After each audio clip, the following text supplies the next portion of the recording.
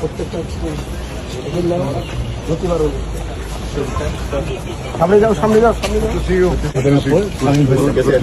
Most welcome madam, nice to be দেয়ার।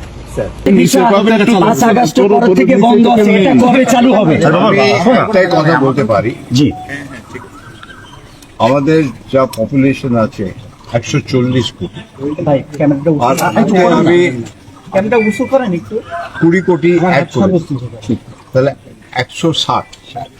আমি যা এখানটা করতে চাই ওটা 160 অ্যাড, এখানটা 20 অ্যাড করে দিচ্ছি, তাহলে যা হবে একসঙ্গে হবে।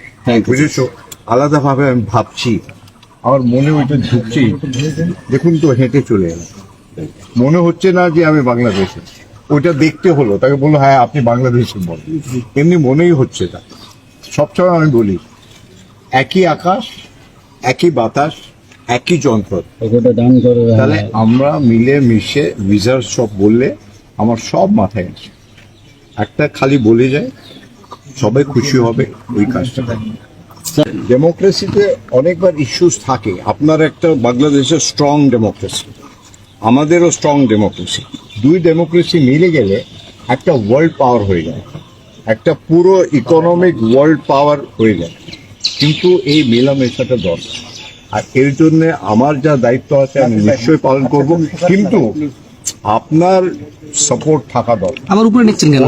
কিছু হতে পারে, ঠিক আছে তো? কেন কি কমিউনিকেশন আপনারাই করবেন, তাই জন্য আপনাকে আবার শুভেচ্ছা, প্রীতি, ভালোবাসা।